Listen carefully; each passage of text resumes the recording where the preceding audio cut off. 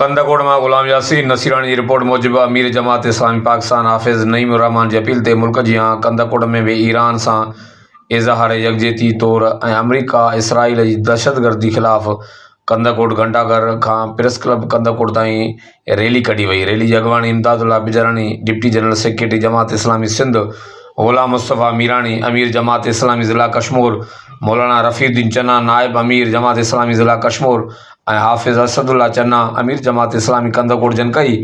Rally में जमात इस्लामी के कारकुन शहर के सियासी समाजी अगवानन वरी तइदाद में शिरकत कई।